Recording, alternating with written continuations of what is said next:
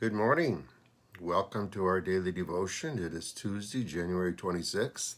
As always, I thank those of you that are so loyal that continue to watch. God will honor that, and He will bless that. Your lives will be blessed as a result of your commitment to the Lord. That does not go unnoticed. If I see it, imagine how much more God sees it. Good morning, Serena. Good morning, Roz. So your faithfulness is seen by God. Good morning, Mary. It's cold there in Bismarck. It's cold here in California. We're in Matthew chapter 6. I'm going to read verses 19 through 21. Again, this is still Jesus' Sermon on the Mount, still talking to the crowds. He says, "Do not store up for yourself treasures on earth, where moth and rust destroy and where thieves break in and steal. But store up for yourselves treasures in heaven, where moth and rust do not destroy, where the thieves do not break in and steal. For where your treasure is, there your heart will be also." Morning, Sherry. Good to have you watching. I don't know you yet, but thank you for your loyalty so far to these devotions, to these videos. Morning, Gloria. Good morning, Ambrosia. Mary's 2 degrees right now in Bismarck, North Dakota. Wow. It's a little warmer here, but I think it's in the high 40s here, but still cold. So store up treasures in heaven. What does that mean? What does that mean? You probably have all heard about the last 2 lotteries. I heard that the one was just over $1 million. What would you do if you had won that $1 billion lottery? I'm sure most of you would say it would be unimaginable. It would be unimaginable to win $1 billion. Well, God tells us that heaven is unimaginable. Now think of this. It says, "Your eyes have not seen, your ears have not heard, it hasn't even entered your mind, the good things God has prepared for those who love Him." Hasn't entered your mind. It's totally unimaginable because it hasn't entered your mind. You can kind of imagine what winning a lottery would like, but you can't imagine what heaven is like. It is beyond anything that our mind can comprehend. It is that magnificent. Well, so we know that winning it would little bit of what winning would like, but we don't know yet what waits for us in heaven. It hasn't entered our minds. This is why Jesus tells us to do the things while we're here on earth that causes us to build up treasures in heaven.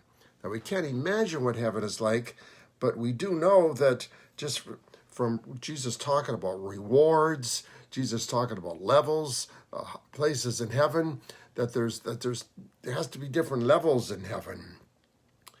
And so, granted, we'll be satisfied just getting in the gate. But if you want to have higher places in heaven, then we have to use our time here on earth to build up those treasures, those places in heaven.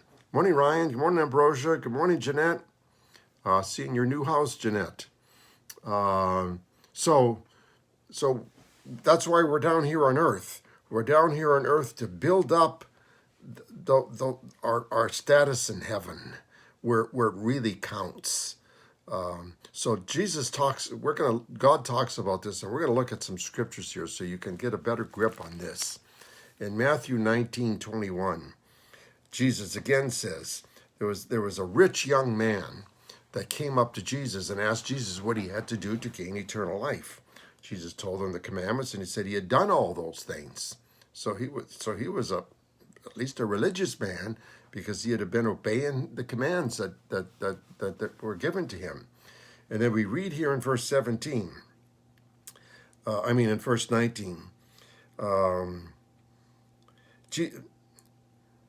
"All these things I have kept," the young man said. "What do I still lack?" Jesus answered, "If you want to be perfect, go sell your possessions, give to the poor, and you will have treasure in heaven. Then come follow me." So he had built up, this rich young man had built up treasure here on earth. And Jesus tells him now that now he needs to build up treasure in heaven. And how? How? To use his earthly treasures that he had developed to help the poor and the needy. In that process, he would build up treasures in heaven. Remember what Jesus said, what it says?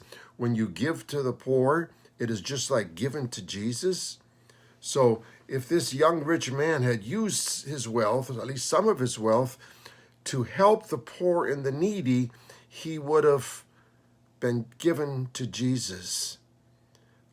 But the young man said, the young man heard this. He said, when the young man heard this, he went away sad because he had great wealth. He had great wealth, and he was unwilling to use it to help the poor and the needy. So he built up no treasure on earth, in heaven, built up tremendous treasure on earth, but no treasure in heaven because he wanted to keep his wealth and not use it for the things that God tells us to use it for. In Luke 12, verses 16 to 21, then he told the crowd this parable. The ground of a certain rich man produced a good crop. He thought to himself, what shall I do? I have no place to store my crops. Then he said, this is what I'll do. I'll tear down my barns and build bigger ones, and there I will store all my grain and all my goods. And I'll say to myself, you have plenty of good things laid up for many years. Take life easy, eat, drink, and be merry. How many of us can relate to that, where we've built up enough for retirement and we have money in the bank and we are sitting good? But God said to him, you fool, this very night your life will be demanded from you. Then who will get what you have prepared for yourself? He says, this is how it will be with anyone who stores up things for himself, but is not rich towards God. So, nothing wrong with having money, but don't hoard it like this foolish rich man did. Don't hoard it and build up more and keep the. You have to learn to use it to help others. Remember, there's more joy in giving than there is in receiving. You have to use it to help others. And don't be like the rich young man that walked away unfulfilled because he wasn't willing to give any of it away. Now, the world would look at both of these people and say, well, they're successful. They are successful. Wow, look at he has so much grain he doesn't even have anywhere to store it. That's success. And remember, it says the whole world belongs to the evil one. That's what the world teaches us. But then Jesus comes along and says, no.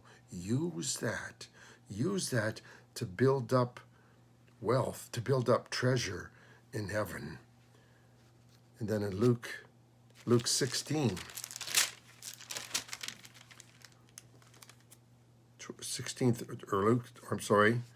1 Timothy. I'm going to be coming back to Luke. 1 Timothy 6, 17 to 19. God, this is a book that Paul's writing to Timothy, and he's telling Timothy, he says, command those who are rich.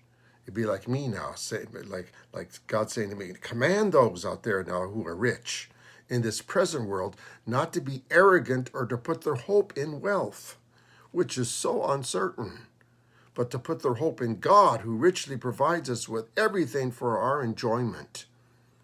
Command them. Now look at that word command. It's not like encourage them. It's command them to do good, to be rich in good deeds, and to be generous and willing to share. In this way, they will lay up treasures for them.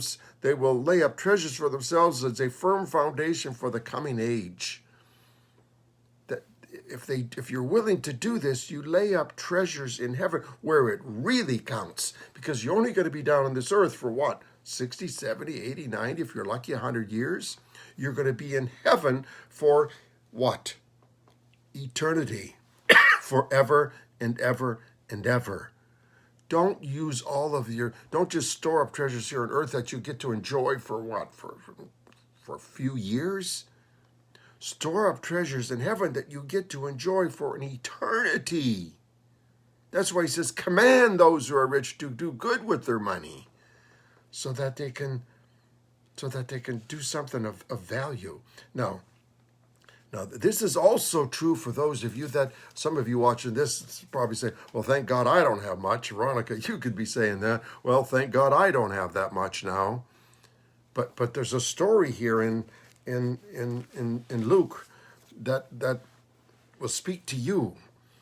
Listen to this.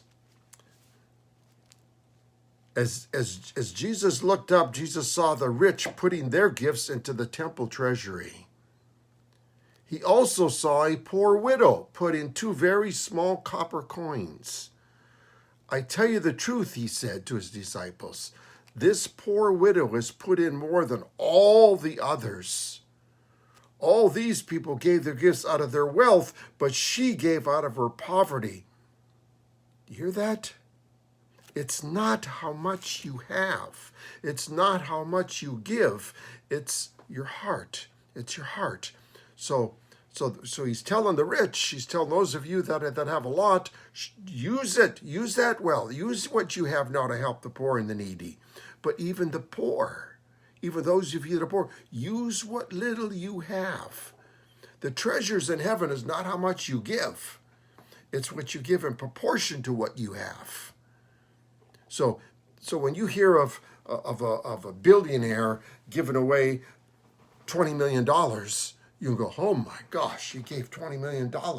That is like this poor widow lady putting in those 2 copper coins because she didn't have that much. So if you don't have that much and you give, and I see you doing that, Veronica, I see you doing that on a regular basis, and I know you struggle to make ends meet, but I see you still willing to give to the church, to the God. Veronica, you are building up treasures in heaven.